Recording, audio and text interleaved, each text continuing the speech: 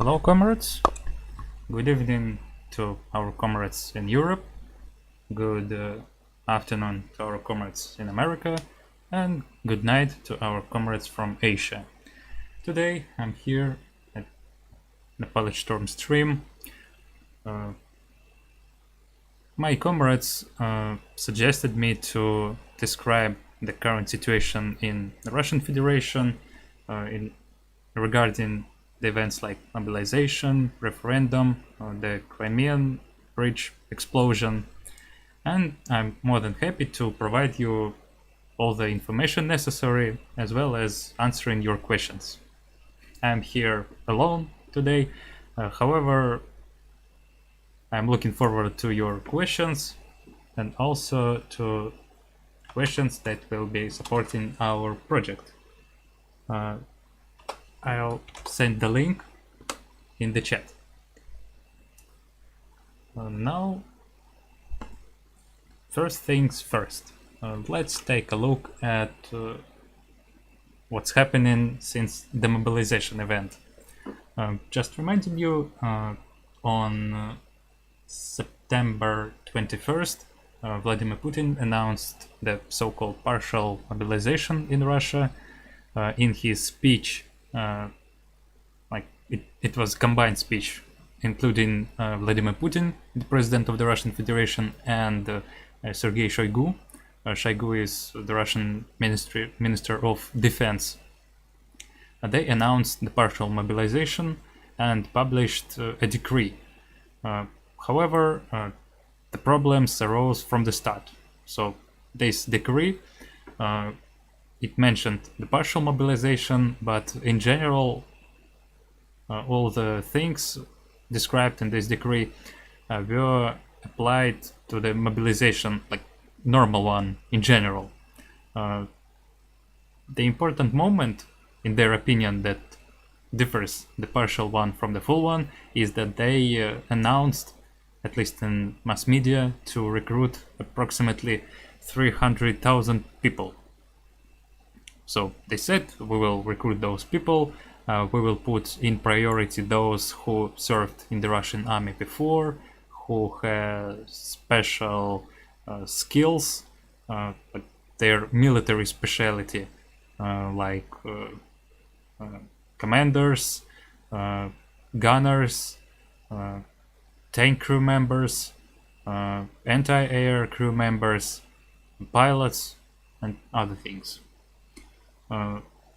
Funnily enough, firstly it was announced that Putin will make a speech to the nation on evening of Tuesday, September 20, but well, there were news he's gonna make a speech, and a lot of people were sitting and waiting, and then about 9 p.m. Moscow time, official mass media said, well, no, it's not going to happen today.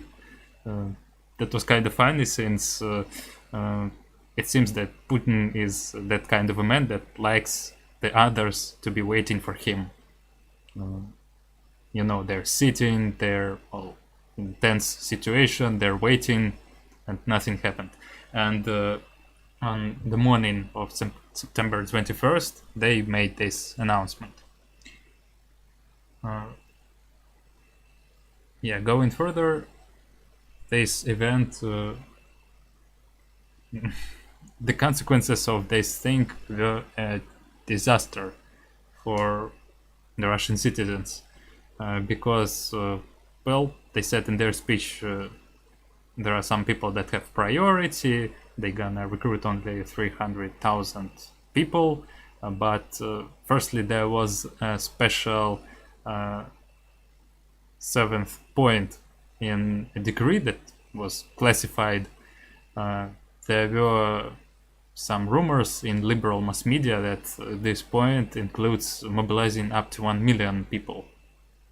Putin's press secretary, Dmitry Peskov, said that it's not about the amount of the people mobilized, but for the Ministry of Defense's purposes.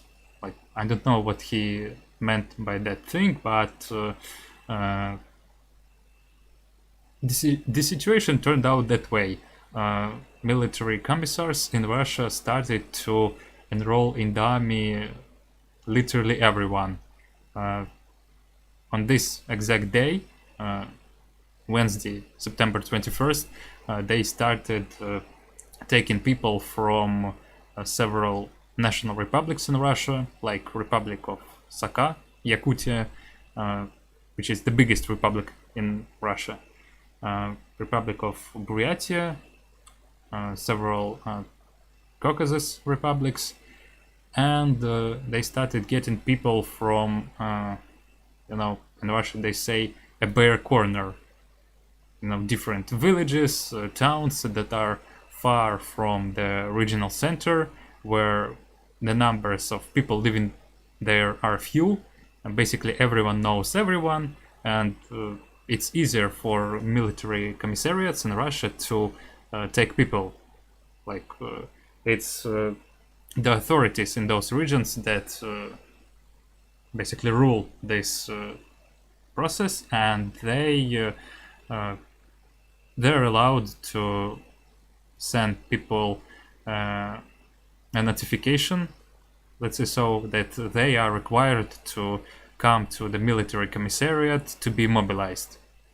The police started searching for people.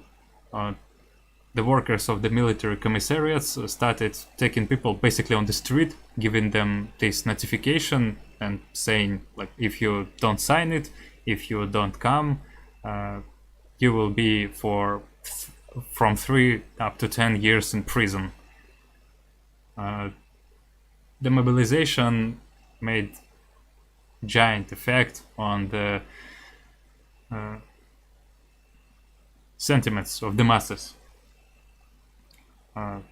There seemed to be a chaos, panic. A lot of people, literally hundreds of thousands of people, started searching for any ways to move abroad, especially in those countries which doesn't require visa to enter them, like Georgia, Kazakhstan, and Middle Asian republics. There were giant traffic jams on the borders with those countries. The well-known one is, at least was on the border control post with Georgia. There were a lot of people, a lot of cars, traffic jams with kilometers, and very soon it was allowed for people to cross the border on their feet. The very similar situation was on the border control posts with Kazakhstan. One of them I know is it's named Ozinki border control post, and from one of our comrades who attempted to get to the Kazakhstan border control post, I have information that the traffic jam here was huge. It was like 10 kilometers length, and they had a chat in Telegram with approximately 1,500 people in it, who kept asking, like, is the traffic jam going or not?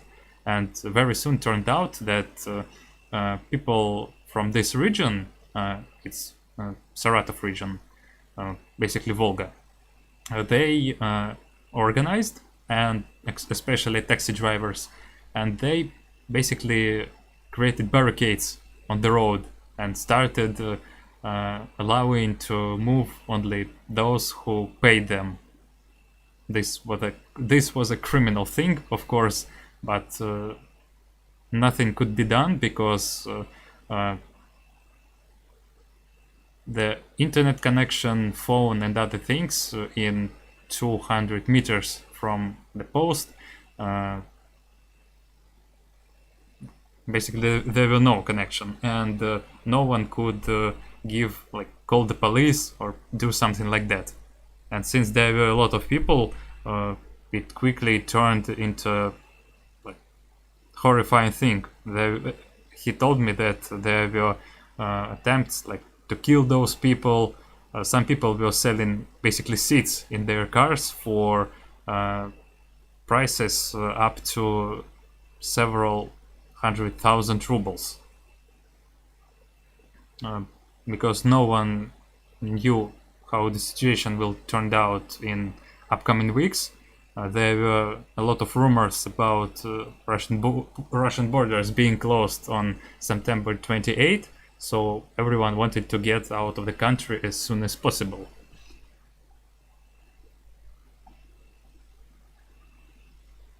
Yeah, hello to all those comrades who joined us recently. Please don't forget to press the like button, share, and subscribe, of course, if you have not done it before. So, get into this mobilization thing. There was a huge traffic jam on many of the Russian border control posts. However, they disappeared on about September 31st. And this thing, I'll talk about it a bit later. Yeah, a lot of people were simply leaving their cars. There were photos from the border control post in Georgia with literally hundreds of bicycles left by the Russians before the border, because they were allowed to cross the border only by feet. The mobilization intensified the contradictions inside the country because, it was a chaos. A lot of people got their mobilization notifications for nothing, even though they were not, they had no ability to, not just to hold the weapon, but to serve, actually. There were cases when blind people were enrolled, when people with some diseases, like critical for this kind of thing, and they still got their notification. And as I said before, if you received the notification, you signed it, and you did not come to the military commissariat, the police is allowed to arrest you and put in prison to up to 10 years. So it's really a problem. It became such a problem that even social chauvinists, even patriots, started to, they went nuts. They started saying, people, what the fuck is basically going on? You said you put in priority those people who have skills, who served in the army, and now you're taking basically civilians. They aren't gonna do anything. It will take time to master them, to prepare them, and it seems they just want to throw some meat on the Ukrainian defenses. That was the logic of Russian patriots, all those people. So as I said before, the hysteria increased among the masses. And on September 26th, there was a school shooting in Izhevsk. Izhevsk is situated near Ural Mountains in the Republic of Udmurtia. Izhevsk is well known for being a place where Kalashnikov concern is situated, and Kalashnikov, it's basically enough said. Everyone knows what Kalashnikov is. So there was a school shooting in the city where neo-Nazi with some mental diseases, he entered the school numbered, I don't know, coincidentally or not, but it was numbered 88. So neo-Nazi entered the school 88 and killed approximately 17 pupils in here.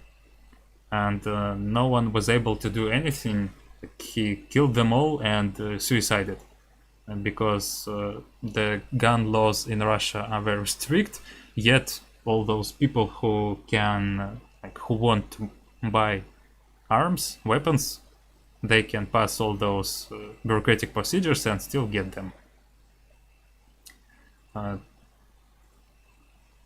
Interestingly enough, literally the year before, in 20th of September in 2021, there was another school shooting, but it was in Kazan, and there was also a guy with mental disease who entered the university and killed several students. So yeah, in this case, Russia is slowly reaching the American standards, like bad standards in this case.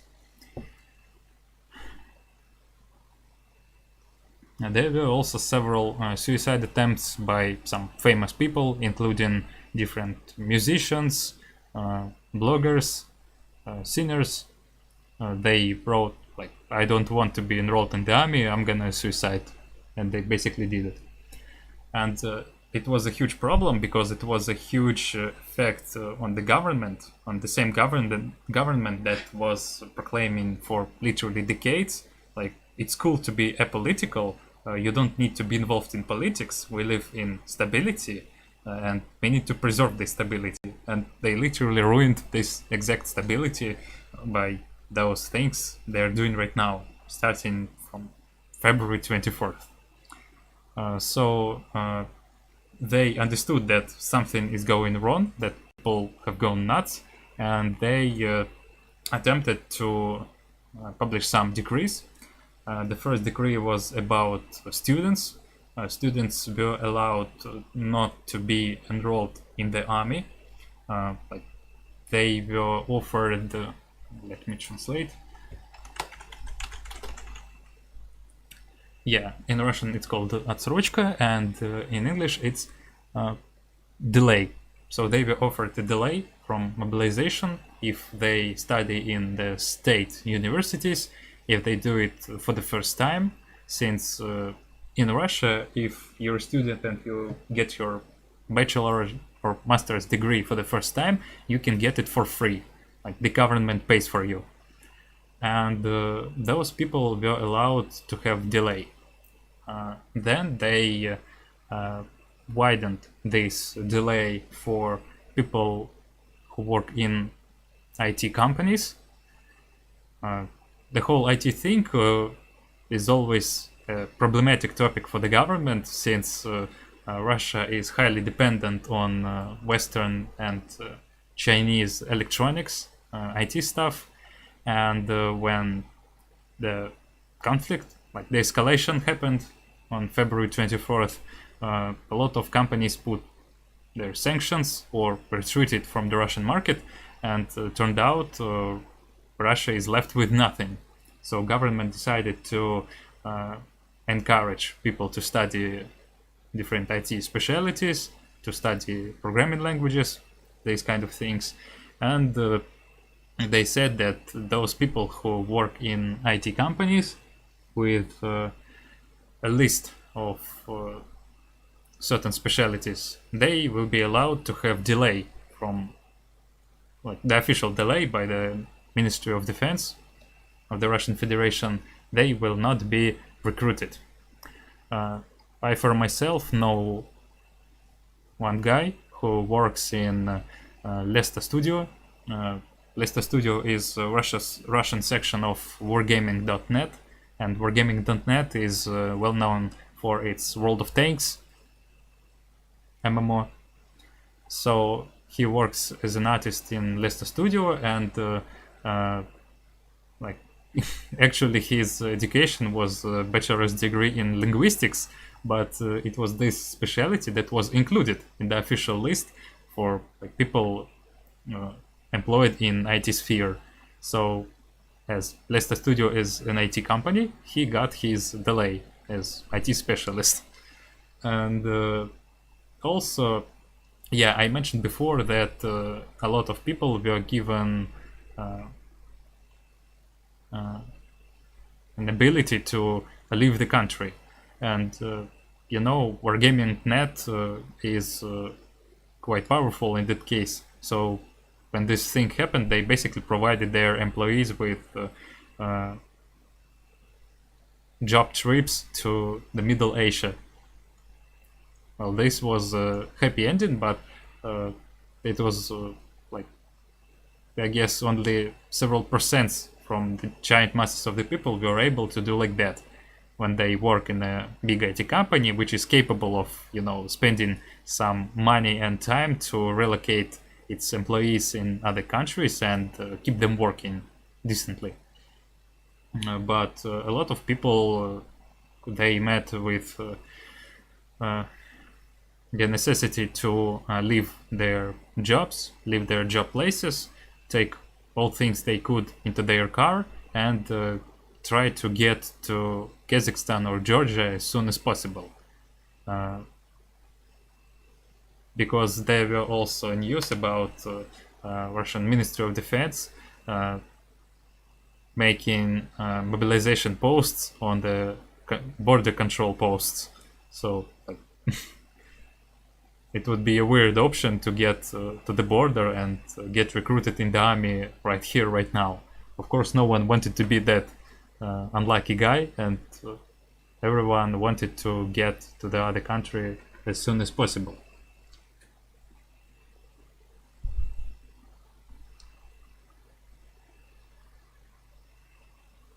However, despite all those decrees, as I mentioned, they keep recruiting different people who technically, not just technically, but they just are not able to do something useful in the army. However, there were news about Wagner Group. As you probably know, Wagner Group is a Russian private military corporation which was involved in the events in Ukraine since 2014. They also took their part in Syria, where they committed some war crimes, in the Central Africa, in Libya possibly, and now in Ukraine. And its director, Yevgeny Prigozhin, who is often called Putin's cooker, he said that they gonna enroll people from prisons in their corporation. He said, well, if you don't want your children to be sent to war, we will send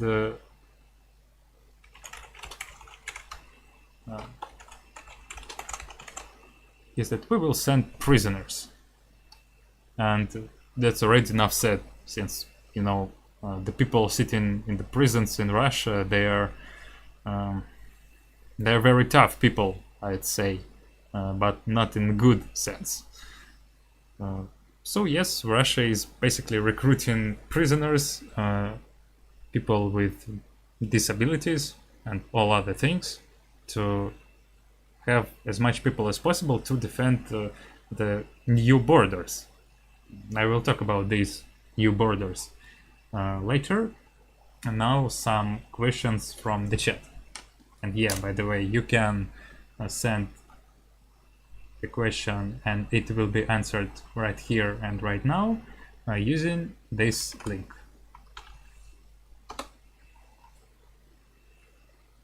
A link is in the chat. So there is a message. I heard Palesturm had speech at Communism Congress 2022 in Berlin. Can I watch it somewhere online? Does anybody know? Yes, we were actually participating in this Congress. So I guess we'll need several words to describe this thing for those people who don't know what this Congress was about. In August, the Kommunistische Organisation from Germany suggested our organization to take part in their Congress, and that's what's called Communism Congress. The main topic of the Congress was discussing the problems of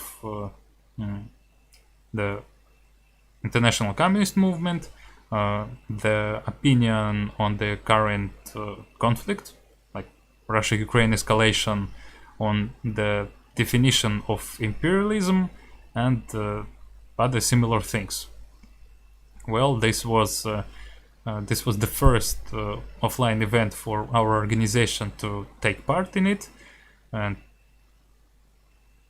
actually we had no problem. Like, we always wanted to have some places to translate our point of view, and since like several organizations were said to be included in the participants of this Congress, including Russian Communist Workers' Party, the Communist Party of Sweden, the German Communist Party, DKP, the Communist Party of Germany, KPD, and some other organizations. We know many of them as opportunist organizations, and basically the only good organization here was the Communist Party of Sweden, which it seems to be quite a good organization since we organized our cooperation with them. You know, it's another interesting topic because there are a lot of organizations, communist organizations. Let's start from this thing. And when you write to them, like on their email, in the social networks, you know, a lot of them have groups. You write them, hello, we're communists from Russia, we're Palachturm, an organization with the international communist organization with most of people situated in the Russian Federation. We're looking for some good connections. We can provide you with our materials. Basically the basic thing to start exchanging is exchanging materials. Bourgeois mass media, they always say some lies about this or that country, and it's the international sphere where communists always had an upper hand.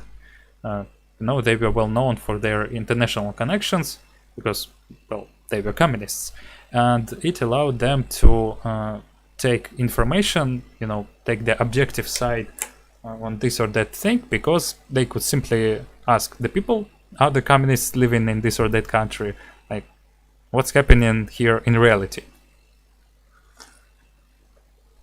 And in case of the Communist Party of Sweden, it was no problem. Like, we messaged them, we said we would like to cooperate.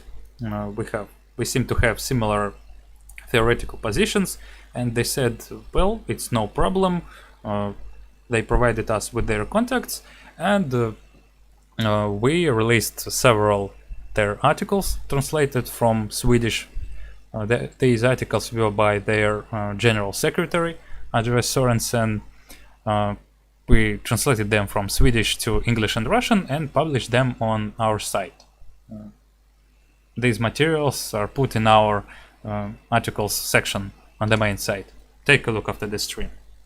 And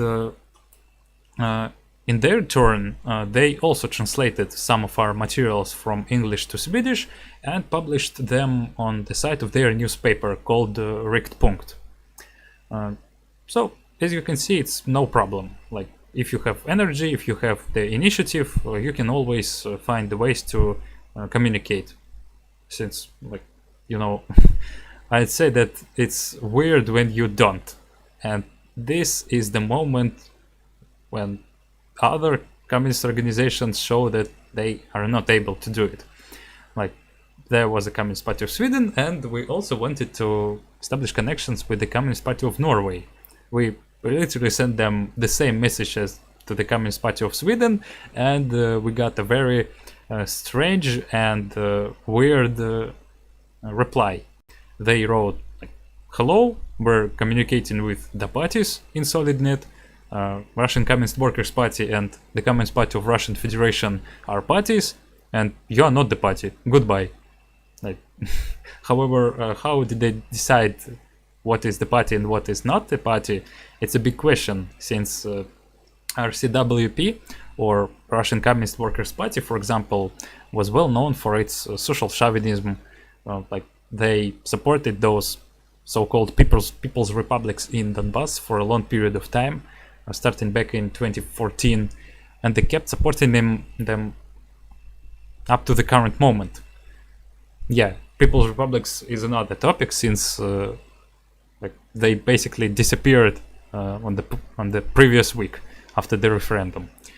And the CPRF, I think it's no comments. The so-called Communist Party of Russian Federation is not a communist party at all. It's like there are a lot of people. It's basically a part of the Russian political system. It's a part of the bourgeois political system, and it's filled with federal agents, with capitalists. And what are we talking about if the leader of this party once said that Russia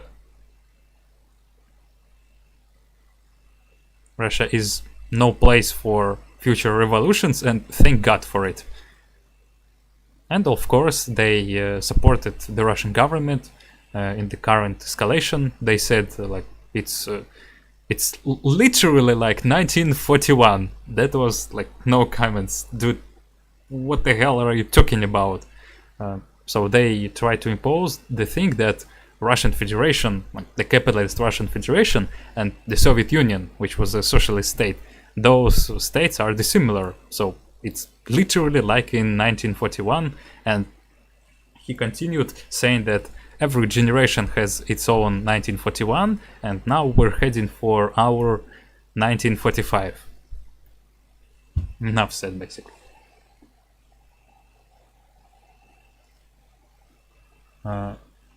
So these parties were claimed by the Communist Party of Norway to be real communist parties.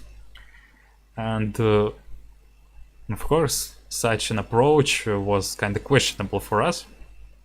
So we decided to include that topic in our speech on the Communism Congress as well. Getting back to the Communism Congress, so the people from the Kommunistische Organisation decided to invite us to their Congress. We agreed, and we prepared a speech where we highlighted the current situation in the Russian communist movement, the ongoing events in the Russian politics and economics, since this Congress took place from September 23rd to September 25th, and the mobilization was announced on September 21st. So this was quite new information, hot topic, and of course we decided to include it as well. We went on to discussing the current situation in the communist movement, showing RCWP, showing other social chauvinists, and then we moved to discussing the international communist movement.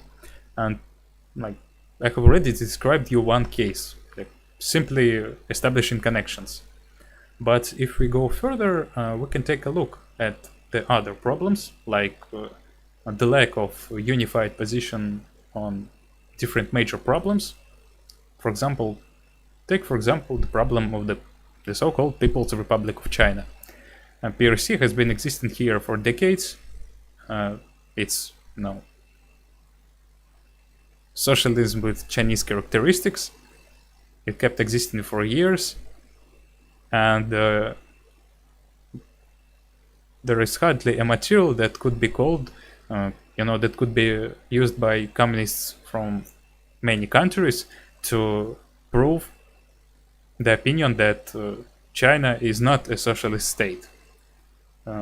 Since this problem is very important for basically people in every country, because China is pretended to be as strong as the United States, and it expands in economic way in a lot of countries.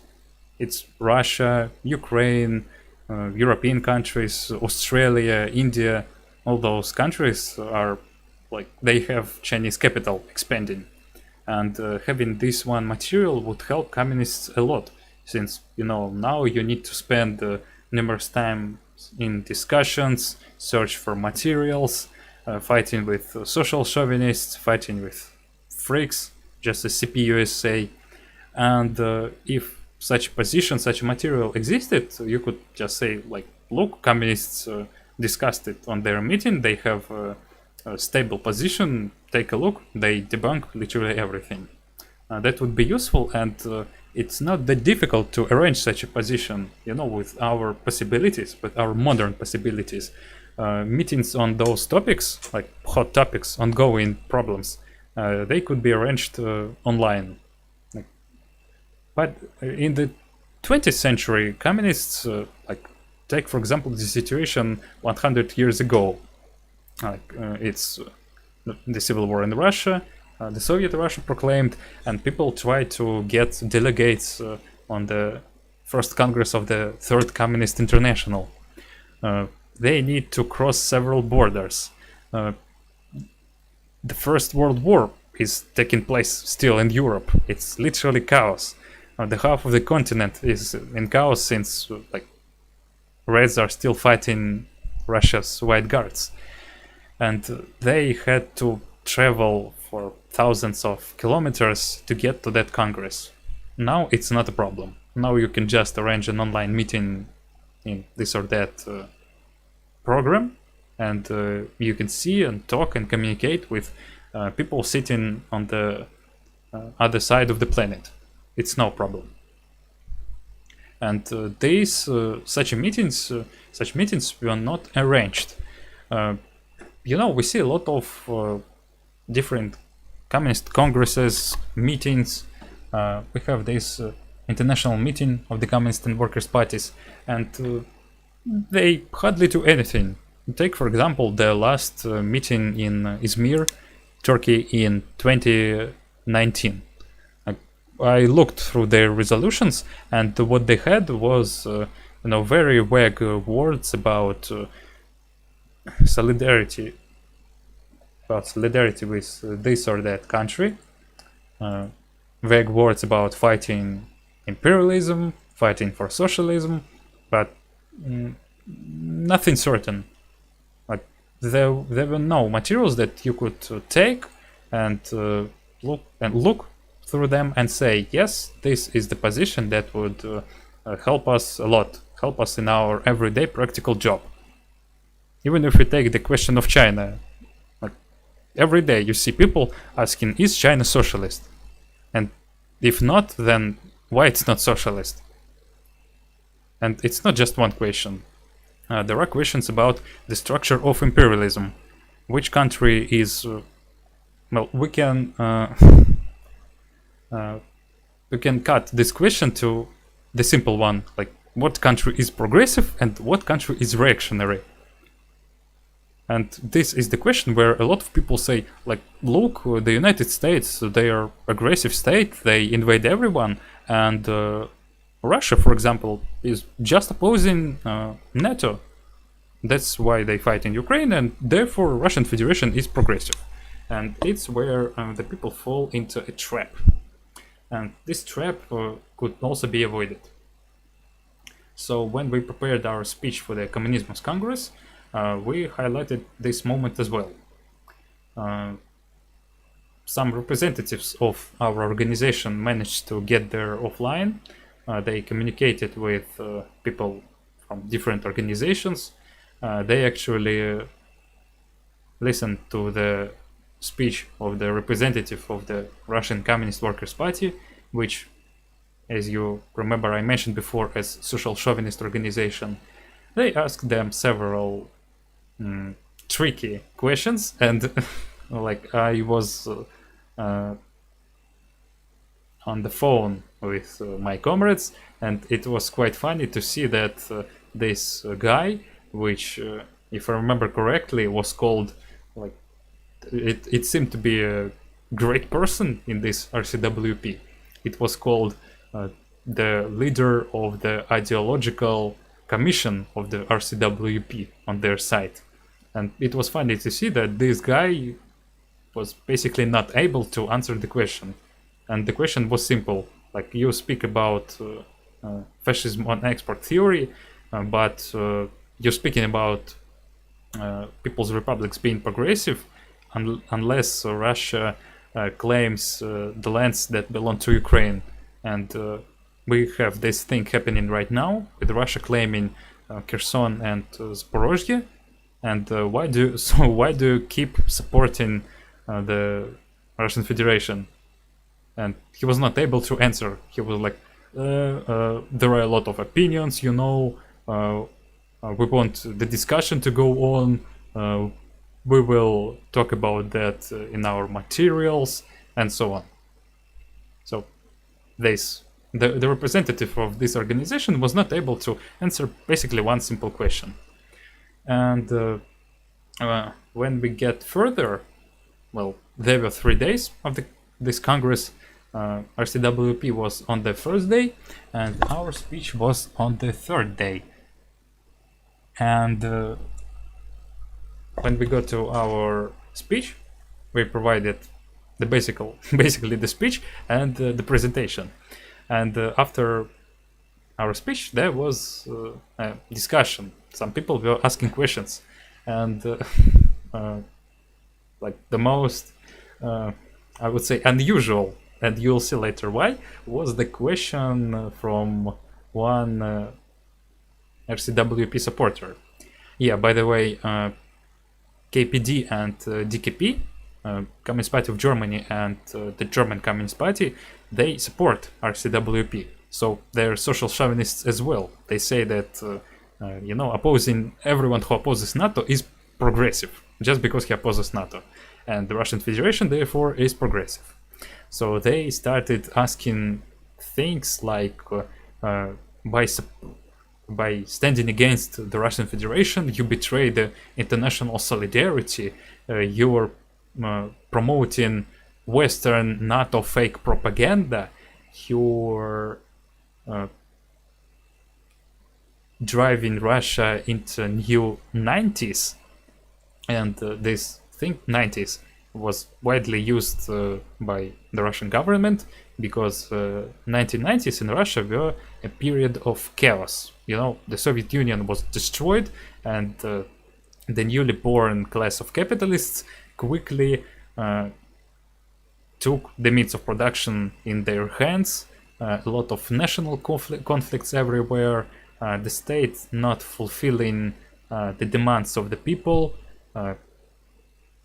Basically, the living standards in Russia compared to the Soviet Union dropped greatly, and millions of people felt that thing because they were obviously robbed by the capitalists. They felt, and it was a time when people could not get their salaries and wages for literally months, or they got it by goods. For example, if you worked at the alcohol fabric, you received your salary with bottles of alcohol. If you work on this or that factory, you could get your salary by products of that factory, not by money. Of course, this was a weird situation, and it was actively used by the later Russian government to claim, we live in instability. Look, it's not like in 90s, we live in better. And now people abroad started to say to me, living in Russia, that you're betraying the international solidarity.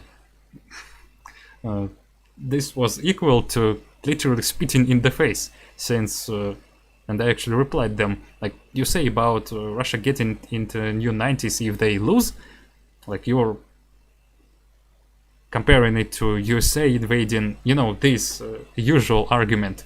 They invaded Yugoslavia, Syria, Libya, and actually we're living in the new 90s. Like, living standards in Russia right now, they're dropping greatly, and they're dropping just because the government started this whole thing around Ukraine.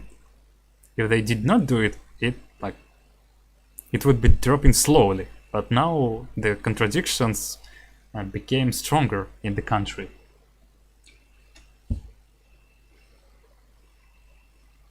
No, KPD calls them.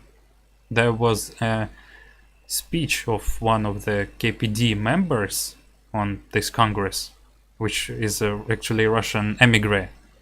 It's a woman, her name is Yana Zavatskaya, and she migrated from Russia to Germany in 1990s. She's a strong advocate of Russia being progressive. Again, for me, everyone who says that Russia is progressive, they basically say Russian neo-Nazis, Wagner Group, Rusich battalion, they're progressive too, because these neo-Nazis, they're currently fighting in Ukraine. They're fighting with other neo-Nazis on the Ukrainian side. Should I say that it's no good for both sides?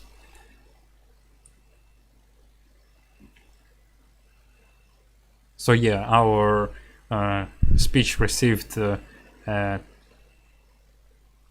like some cringy questions like that, but in general, the audience after the speech ended, they were applauding loudly. A lot of contacts were established. We were glad to find that like we're saying things that are really useful, that people are interested in those things, and yeah, one of our tasks was to make this like, I'm not speaking about the whole Congress since we were not organizing that, but at least for our speech, to make it as initiative as possible. Since, as I mentioned before, there are different speeches, resolutions that they make no sense. They're just done because, you know, something needs to be produced.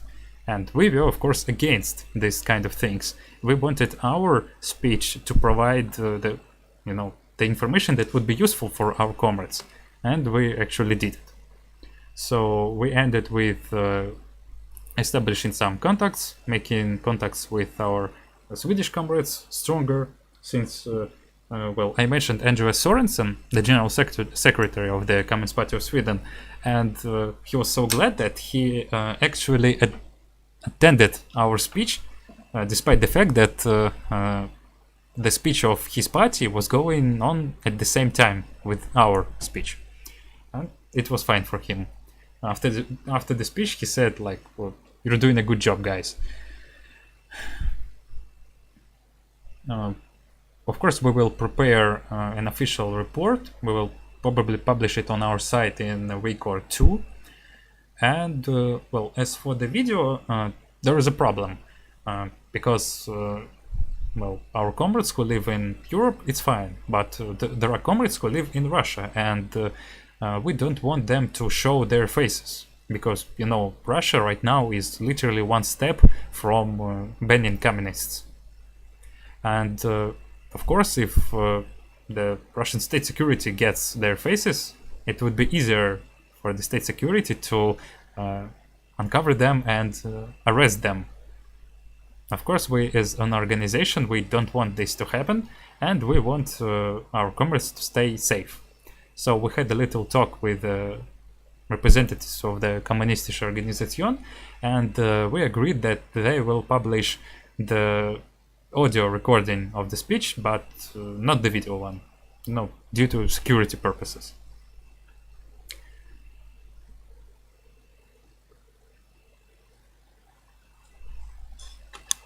Yeah, again, hello to all our comrades who joined the stream recently.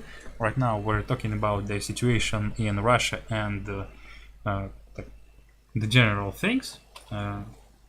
You can support our resource by, and actually support our Russian comrades, including me, by asking a question on the site using the link in the chat. And I put the link in the chat. Don't forget to like, share and subscribe, since you help our YouTube channel to grow. And now, after we're done with the Communism Congress speech, I will get back to our current questions. And the question is about referendums.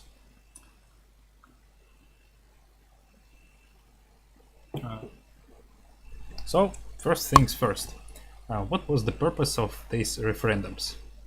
During the military actions, the Russian Federation captured 99% of the Ukraine's Kherson region, about 2/3 of Zaporozhye region, including Zaporozhye nuclear power plant, the territory of the so-called People's Republic of Luhansk, was captured completely, and they had very few progress in Donetsk and were pushed out of Kharkov region by Ukrainians recently. It happened starting on 8th of September. There were news from Ukraine that they liberated several cities, and few days later, news appeared in the Russian mass media that our troops tactically regrouped from the Kharkov region. That was funny to hear, but still. So this was the position for those referendums. Why did they decide to do it? Firstly, you probably don't know, but in early March and April, Russian officials actually claimed that they will not declare new republics from the Ukrainian regions. That's probably because they didn't want to take this or that part of their territory, actually. The whole purpose of this special military operation, since in Russia people are prohibited from using the word war in this case. Like, if you say word war, you're saying fake news and lies about the Russian military, and you can be sent to jail.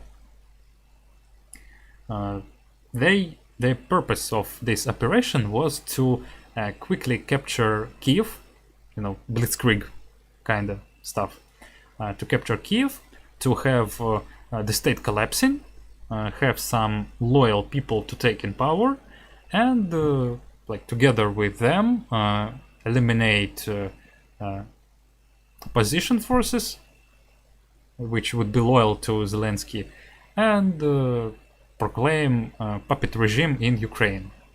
And they almost succeeded in it, but there were a lot of problems. It seems that a lot of money was stolen due to corruption, and it ended with Russian forces staying under Kiev and in northern parts of Ukraine in March and April, and withdrawing from them on April and May. Yeah, as you remember, there were hostilities in Chernobyl region, and that was kind of funny on one side, but terrifying on the other, because it was claimed that they, I don't know, Russians or Ukrainians, they dug trenches in the so-called Red Forest. The forest where trees filled with radiation were in the land, and if they dug trenches there, they probably threw a lot of radioactive elements in the atmosphere, and that was awful. And of course, different stalker jokes. However, currently, Chernobyl power plant, as it was shown in Stalker, in different iconic movies and photographs, it doesn't exist anymore, since it was basically destroyed in 2012, 2013, and replaced with a better sarcophag to preserve radioactive elements from leaking. So, getting back to the main topic, Russia's task was to eliminate the Ukrainian government and put a puppet regime instead.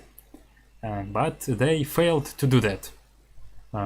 There was a chaos, but Ukraine managed to get everything in order quite quickly, and they established order, these kind of things, and turned out that Ukrainians are not so willingly to communicate, to cooperate.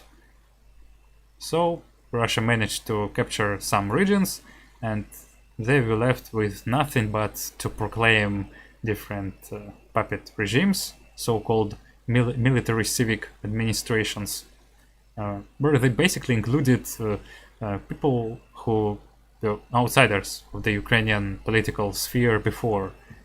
Take, for example, Kirill Strimousov. Strimousov is one of the leaders of the Kherson region. And this guy was well-known anti-vaxxer back in 2020 and 2021. There were rumors that he received money from American religious organizations because he was promoting against COVID vaccinations, called them let me translate.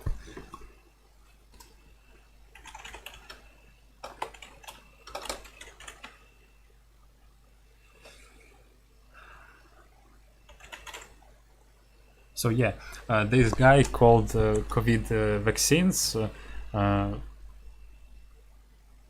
evil potions, especially the Russian vaccine named Sputnik.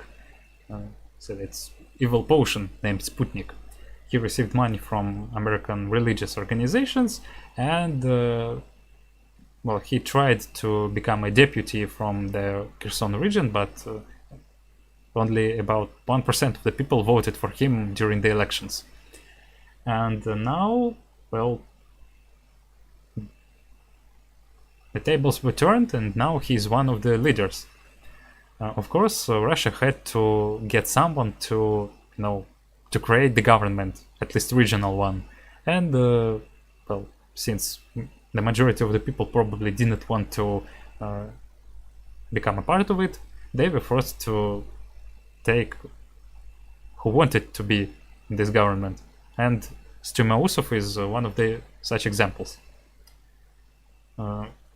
So, yeah, the front line stabilized somewhat, going through Kherson, 1/3 of Zaporozhye region, half of Donetsk region, on the border of Luhansk region, and Kharkov.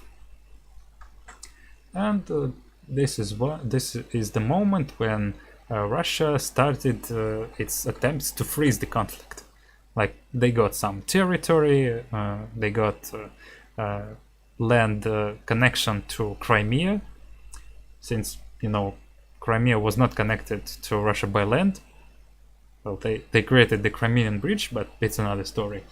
And this is why they organized so-called referendums. It was really a weird thing, since a lot of people were evacuated from those regions. They lived in Russia or Ukraine or Europe. And, well, liberal mass media say that during those referendums, only approximately several thousands people actually voted. And just compare it, for example, the population of Kherson region was about 1 million, like maybe 1.1 or 1.2, and they were news that only 6 or 7 thousand people actually voted. Well, I cannot say that you can 100% believe them or not, but yeah, the thing is that actually only small percent of the pre-war population took part in those referendums. And I wouldn't say it was even a referendum. Several days before this thing happened, on right after the mobilization, there were news that they're gonna arrange those referendums starting from September 23rd to September 27th, and on September 30 they're gonna proclaim the reunification with those lands, accepting them into the Russian Federation. And I don't know, voting no was probably not an option at all. It was only a justification to make those regions part of Russia. And well, firstly, it was claimed that they're gonna make them part of Russia, then they're gonna declare war on Ukraine, and then they probably gonna use nuclear weapons. And yeah, using nuclear weapons is another weird thing, since you don't you cannot make jokes about nuclear weapons since it's disaster. If they use it, it's not just a lot of casualties, but the land is going to be corrupted. Like, you cannot use it. And of course, it will be a very bad precedent, since the one who uses this weapon today is automatically becoming number one enemy in the whole world. Like, use nuclear weapons, enough said. So Russia made those regions part of the Russian Federation, but no war followed, since the current state in Russia is not characterized as war, but as the special military operation, and that's all. And it seems that Russia, actually wants the conflict to be freezed, or I don't think that Zelensky will, he said that he will not negotiate with Russia until Putin is in power, but signing a peace treaty with Russia and not returning those regions will be probably political suicide for the current Ukrainian regime. They will not do it unless they are really forced by USA and European Union. Luckily, though, no borders were closed after those referendums, and the traffic jams on the borders, which I mentioned before, they quickly disappeared. All the people who wanted to get out of the country, they did it, and others, well, they decided to stay. So that's it regarding the question of referendums.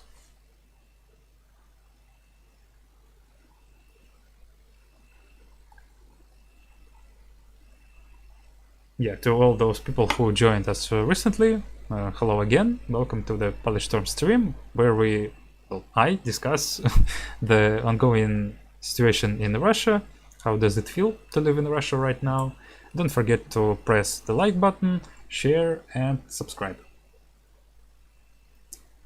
And since we're talking about referendums, one interesting thing is Putin's speech that took part before the accepting those regions as the part of the Russian Federation. So he made a speech. We actually wrote a special statement on that speech. Just a few seconds. I'm gonna share the link. Here it is. The link is in the chat. So he made a speech where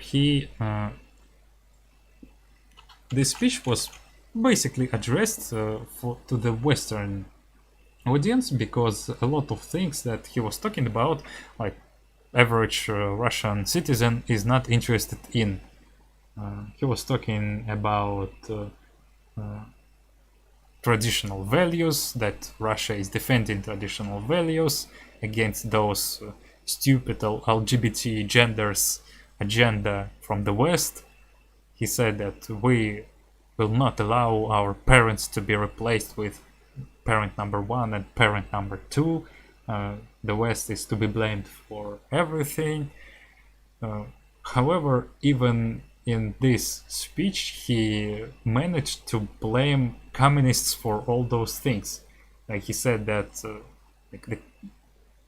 the communists created this situation. It's them who simply cut the borders of the republics, not taking into account the opinion of the peoples living on those lands. And of course, he is addressing us to the Donbass region, since it's a well-known Russian nationalist agenda that Donetsk, Luhansk, and other regions, historically known as Novorossiya or New Russia, basically, that they were not inhabited by Ukrainians, they were inhabited by Russians, but Bolsheviks wanted to cut the great Russia and basically give land to Ukraine for free.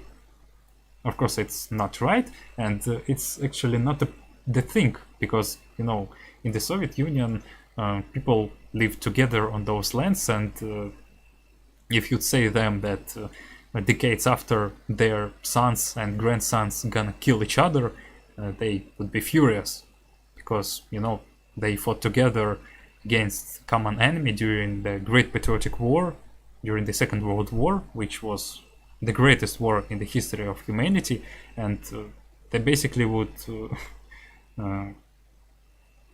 send you to Gulag for this thing. Well, how can you even dare to say that our sons and daughters will fight against each other? It's nonsense. Like, peoples of Russia and Ukraine fought as brothers during the Russian Civil War and during the Great Patriotic War.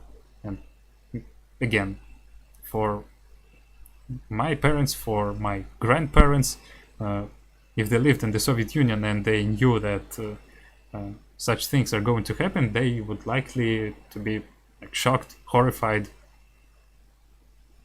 And now those people who actually started all those conflicts, they blame Bolsheviks, because it's kind of easy. There are no Bolsheviks. Lenin lies in his mausoleum, and Stalin is in his grave in the Kremlin wall.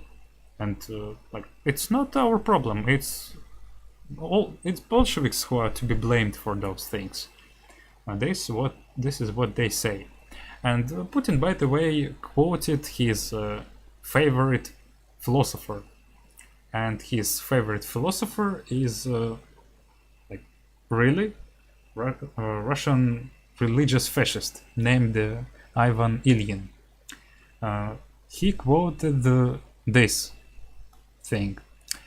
If I consider Russia to be my homeland, then this means that I love in Russian, contemplate and think in Russian, sing and speak Russian, that I believe in the spiritual strength of the Russian people and accept its historical fate with my instinct and my will. Its spirit is my spirit, its fate is my fate, its suffering is my grief, its heyday is my joy. These words are from Ilyin's work named Russian Movement Manifesto. However, Putin forgot to quote another words from the same Ilyin. Fascism arose as a reaction to Bolshevism, as a concentration of state protective forces to the right. During the onset of left-wing chaos and left-wing totalitarianism, that was a healthy, necessary and inevitable phenomenon. This quote is from Ilyin's work on fascism. Actually, Ilyin also accepted and praised the German invasion of the USSR. He said, like, whoa, it's so based. Europe is going to liberate Russia from the horrors of Bolshevism.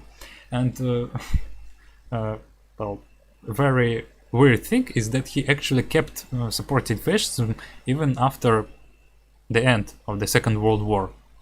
You know, a lot of rightists at that time, they started to camouflage themselves as conservatives, as Christian Democrats, these things.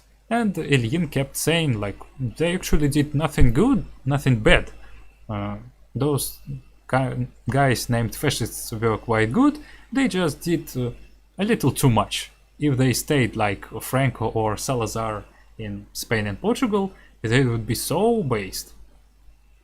And yes, yeah, also known, Ilyin is known as Lenin's evil twins, since they really look quite similar on their portraits. And Ilyin in Russian, like the surname Ilyin, means the son of Ilya, and Lenin's second name was Ilyich, which basically means son of Ilya as well. So this guy kept supporting fascists even after the Second World War, and you see, the current Russian government supports him as well. By the way, we're going to make a video on those right-wing sentiments in Russia very soon, especially talking about monuments. You know, since, you know, a lot of people like to point on Ukraine destroying Soviet monuments, but Russia was doing literally the same thing. And Russia don't like to show it to the Western public, to the Western audience, since Russia today promotes this agenda like Russia is literally like USSR, Russia is defending a Soviet legacy, while all other bad people like USA, NATO, and Ukraine are destroying it, and etc. And now on the Crimean Bridge stuff. So recently, as you know, the Crimean Bridge was blown up, like not the whole bridge, but one of its sections. So what we have for now, unknown people ordered this truck driver to carry some packages from the city of, let me see,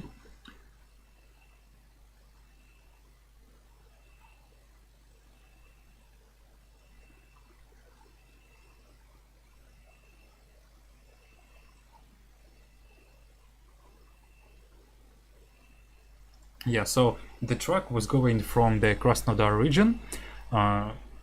It was ordered by unknown person by phone. The person said that this package should be delivered at Simferopol. Simferopol is the capital of Crimea, by 10 a.m. Yesterday. He kept saying that it should be done as fast as possible, and turned out that there were control posts on both sides of the Crimean Bridge that were supposed to control if there is dynamite in the trucks, but they basically did not do it, and they let this truck pass. It was moving on the car bridge. No, Crimean Bridge consists of two parts. One of them is two sections of car bridge with 4 lines, and the second one is railroad bridge. So the truck was going near the train with oil, and in approximately 6 a.m. Moscow time yesterday, it exploded. So the driver did not know that he was carrying a dynamite, and they simply, probably Ukrainians blew it up using radio or something like that. So their goal was to explode the truck and make the oil burn. I guess they aimed for destroying both automobile bridge and railroad bridge, but they did not succeed, since they destroyed only one of the sections of the bridge, small sections.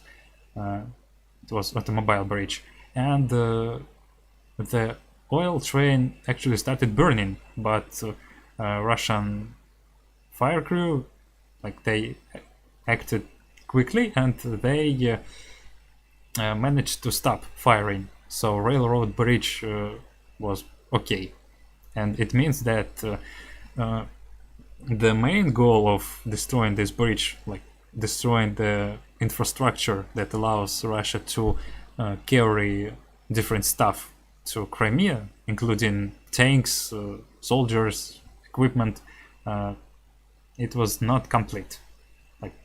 Since railroad bridge is fine, they gonna keep doing that.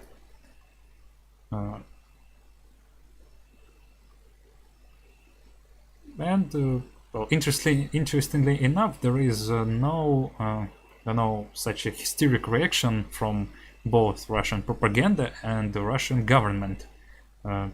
They did not start saying we're gonna nuke Ukraine for that. So it basically seems that, again, Russia wants to freeze the conflict.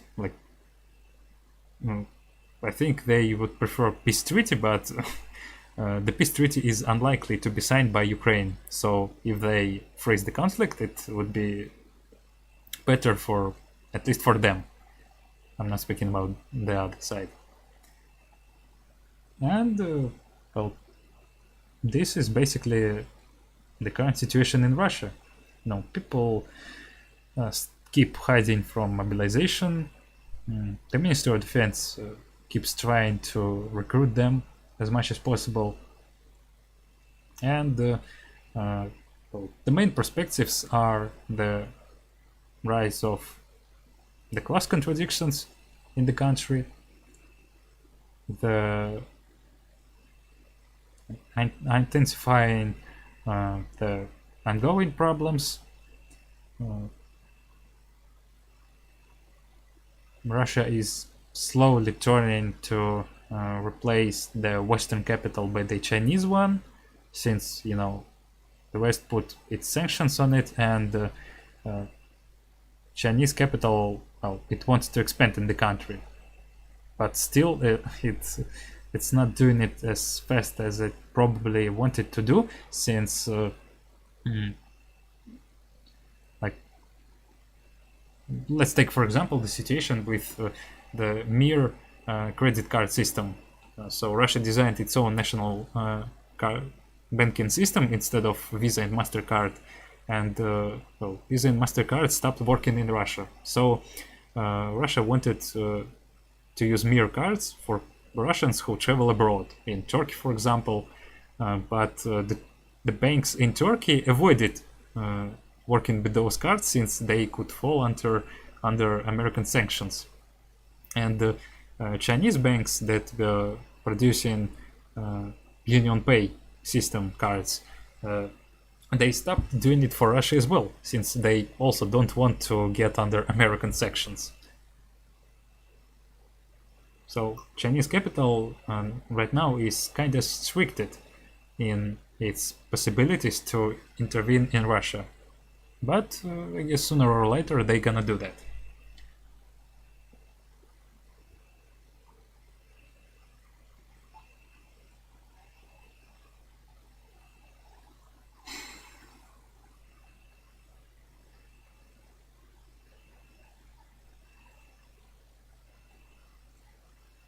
Alright, since we're talking for almost an hour and a half, and I see no more questions in the chat, guess we're slowly going to conclusion.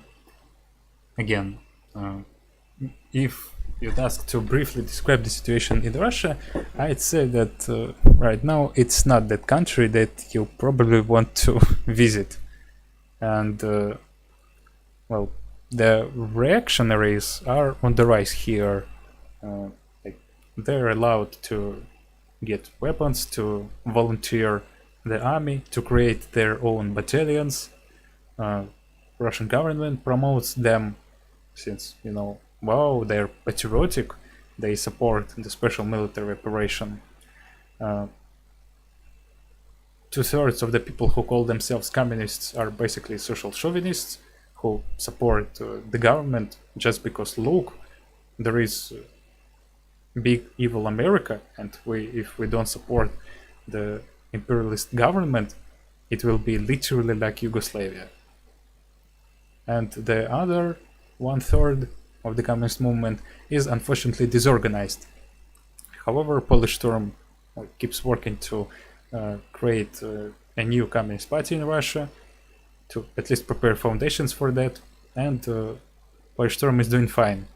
We have a Marxist Club network, we have a stable and operational mass media in internet, including international section, which is responsible for operating this channel. And we're aimed at supporting communists in other countries as well. By the way, if you want to join our team, you can do it following the link that I will put in the chat. In just a few seconds.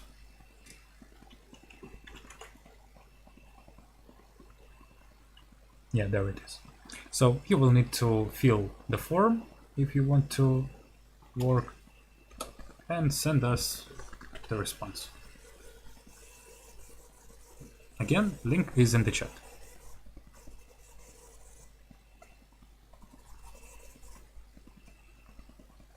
So I think for today the stream is coming to an end. Again, big thanks to all who joined us during this an hour and a half. I hope the information that I provided you is going to be useful for you in discussions with your friends, relatives on the current situation in Russia. Big thanks to you, comrades, and goodbye.